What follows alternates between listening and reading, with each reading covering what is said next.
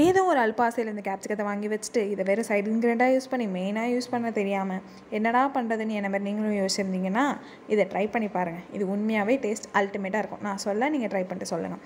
2லேருந்து 3 கேப்சிகத்தை சாப் பண்ணி எடுத்துருக்கேன். 2 டொமேட்டோஸ், அப்புறமே 4-5 ஆனியன், பச்சை மிளகா ஒரு 3-4, இஞ்சி பூண்டு வந்து ஒரு 6 பல் போல், அப்புறமே கொஞ்சமாக இஞ்சி, அப்புறமே இன்னொன்று தேங்காய், கொஞ்சோண்டு கேஷ்யூஸ், கசகசா இருந்தால் அதையும் ஆட் பண்ணி அதை தனியாக பேஸ்ட் பண்ணி எடுத்து வச்சுக்கோங்க. இப்போ ஒரு பேனில் ஆயில் ஆட் பண்ணிட்டு நம்ம வெஜிடபிள்ஸ்லாம் எடுத்து வச்சுருந்தோம்ல, அதாவது ஆனியன், டொமேட்டோ, அந்த இஞ்சி பூண்டு, பச்சை மிளகா அதை மட்டும் ஆட் பண்ணி நல்லா ஃப்ரை பண்ணுங்கள். இது வந்து பச்சை ஸ்மெல் வரக்கூடாது. அந்தமாரி நல்லா ஃப்ரை பண்ணி எடுத்து வச்சுக்கோங்க. நீங்கள் வந்து இது கூடயே வந்து வேறு ஏதாவது கலர் கேப்சிகம் இருந்தால் நீங்கள் அது கூட ஆட் பண்ணி ட்ரை பண்ணலாம். உண்மையாகவே இது வந்து கேப்சிகத்தோட ஸ்மெல்லு அந்த மாதிரிலாம் எதுவுமே இருக்காது. டேஸ்ட்டு உண்மையாகவே டிஃப்ரெண்ட்டாக இருக்கும். ஒரே மாதிரியே செஞ்சு சாப்பிட்டு போர் அடிச்சிருக்கோம்ல, அந்தமாரி இருக்கப்போ நீங்கள் இதெல்லாம் ட்ரை பண்ணி பார்க்கலாம். அதுக்கு தான் நான் வீடியோ போடுறேன். அதே பேனில் திரும்ப ஆயில் ஆட் பண்ணிட்டு நம்ம எடுத்து வச்சுருக்க கேப்சிகத்தை திரும்பியும் அதேமாரி சால்டேட் பண்ணோம். நல்லா பச்சை வாசனை போகிற அளவு இதையும் வதக்குங்க. இது வந்து வேகணும் அப்படிங்கிறது அவசியம் இல்லை. சும்மா லைட்டாக ரா ஸ்மெல் போனாலே போதும். அதை எடுத்து வச்சிடலாம். இப்போ நம்ம ஆல்ரெடி வதக்கி வச்சுருந்தோம் இல்லையா, அதில் வந்து கொஞ்சமாக கரம் மசாலா 1 ஸ்பூன் அளவுக்கு இருக்கும், அப்புறமே 1 ஸ்பூன் அளவு சில்லி பவுடர், இதில் எதையும் ஆட் பண்ணி பிஞ்சில் பேஸ்டாக்கி எடுத்து வச்சுருங்க. இதே டைமில் கேப்சிகத்தையும் ஃப்ரை பண்ணி எடுத்துடலாம். இப்போ அதே பேனில் கொஞ்சமாக எண்ணெய் விட்டு நம்மளோட அந்த ஸ்பைசஸ்லாம் இருக்கும் இல்லையா, பட்டை, கிராம்பு, ஏலக்காய், அது எல்லாத்தையும் இது கூட ஆட் பண்ணிவிட்டு ஒரு ஆனியன் மட்டும் கட் பண்ணி இதில் ஆட் பண்ணிவிடுங்க. அது நல்லா வதக்கிட்டு அதுக்கப்புறமா நம்ம ஃபர்ஸ்ட் பேஸ்ட் ஆக்கி வச்சுருந்தோம் இல்லையா, அதையும் இது கூட ஆட் பண்ணி நல்லா வதக்கணும். ஆஸ் யூஷுவல் எண்ணெய் பிரிஞ்சு வரணும். இந்த மாதிரி பேஸ்ட்லலாம் எண்ணெய் பிரிஞ்சு வந்தால் தான் அதோட டேஸ்ட்டோட டிஃப்ரென்ஸ் தெரியும். அது அளவுக்கு இதை வதக்கணும். இன்றைக்கி நான் வந்து க்ரீனாக இருக்கிற வெஜிடபிள்ஸாக எடுத்துருக்கேன். கேப்சிகம் அண்ட் பட்டாணி எடுத்துருக்கேன். உங்களால் கிண்டிகிட்டே இருக்க முடியல அப்படின்னா நீங்கள் கூட கொஞ்சம் நேரம் க்ளோஸ் பண்ணி வச்சுட்டு எண்ணெய் பிரிஞ்சு வந்ததுக்கப்புறமா அதில் வந்து வெஜிடபிள்ஸ் ஆட் பண்ணலாம். ஃபஸ்ட்டு நான் வந்து பட்டாணி ஆட் பண்ணிட்டேன்.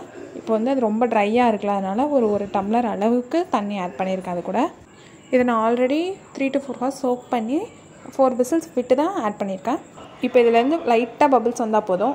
ஒரு பபிள் கிட்டே வந்ததுக்கப்புறமா நம்ம எடுத்து வச்சுருக்கோம் இல்லையா கேப்சிகம், அதையும் இது கூட ஆட் பண்ணிக்கலாம். நீங்கள் வேறு ஏதாவது வெஜிடபிள்ஸாக இருந்தீங்கன்னா அதையும் இந்த டைம்லேயே ஆட் பண்ணிடுங்க.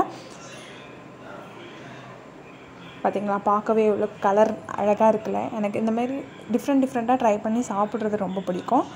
இது எங்கள் அம்மா தான் ஃபர்ஸ்ட் டைம் ட்ரை பண்ணாங்க. நிறையா நான் கேப்சிகம் வந்து அந்த பிரெட் சாண்ட்விச்காக வாங்கிட்டேன். அப்புறமே அதை என்ன பண்ணுறதுன்னு தெரியாமல் ஒரு வாட்டி இதை ட்ரை பண்ணோம். அப்போலேருந்து கேப்சிகம் இதுக்காகவே வாங்கி நாங்கள் செய்ய ஆரம்பிச்சிட்டோம். அந்தளவுக்கு இதோட டேஸ்ட் நல்லாயிருக்கும். இப்போ இது நல்லா ரெடி ஆகிடுச்சு. இந்த ஸ்டேஜ்லேயே கூட நீங்கள் விட்டுறலாம். கோகோனட்டை ஸ்கிப் பண்ணிட்டு அந்த டேஸ்ட்டுமே அல்டிமேட்டாக தான் இருக்கும். கோகோனட் ஆட் பண்ணால் எப்போதுமே டேஸ்ட்டில் டிஃப்ரென்ஸ் தெரியும், மாறும். உங்களுக்கு அந்த டேஸ்ட் பிடிச்சிருந்ததுன்னா அதோட ஸ்கிப் பண்ணிடுங்க இந்த ப்ராசஸை. இல்லை உங்களுக்கு இதை ட்ரை பண்ணணும் அப்படின்னு தோணுச்சுன்னா இதேமாரி அந்த கோகோனட் கேஷ்யூஸ் எடுத்து வச்சுருந்தோம்னா அதை தான் பேஸ்ட் ஆக்கி கடைசியாக சேர்த்துருக்கேன். அதையும் ஆட் பண்ணிட்டு நல்லா கிண்டுங்க. இதை ஒரு 2 கொதி வர அளவுக்கு விட்டுருங்க. ஒரு 2 minutes கிட்ட விட்டுட்டிங்கன்னு வைங்க, அவ்வளோதான். நம்மளோட கேப்சிகம் குருமா செம்ம டேஸ்ட்டாக ரெடி ஆகிடும். நீங்கள் சப்பாத்தி போடுறப்பையோ இல்லை பரோட்டா அந்த மாதிரி ட்ரை பண்ணுறீங்களா, அப்போ வந்து இதெல்லாம் செஞ்சு ட்ரை பண்ணி பாருங்கள். ஒரே மாதிரியே செஞ்சுட்டே இருக்காமல் வெரைட்டி காட்டுங்க. அண்ட் யாராவது உங்களுக்கு செஞ்சு தருவாங்க அப்படின்னா செஞ்சு தான் சொல்லுங்கள். அலுப்புப்படாமல் நீங்களும் கொஞ்சம் செஞ்சு ட்ரை பண்ணுங்கள். ஓகே, அவ்வளோதான். கடைசியாக கொஞ்சமாக கொத்தமல்லியும் புதினாவையும் ஆட் பண்ணியிருக்கேன். அண்ட் மெயின் கோகோனட் ஆயில், இது நாங்கள் எப்போதுமே கிரேவி செய்கிறப்ப ஆட் பண்ணுவோம். நாங்கள் இன்றைக்கி வந்து தோசையோடு தான் வச்சு சாப்பிட போகிறோம். தோசை போட்டு அது மேலே இந்த கிரேவியை போட்டு ஊற வச்சு சாப்பிடுங்க, செம்ம டேஸ்ட்டாக இருக்கும். ஓகேங்களா, ஒரு வாய் ஆஸ் யூஷுவல் எனக்கு தான். தேங்க்ஸ் ஃபார் வாட்சிங்.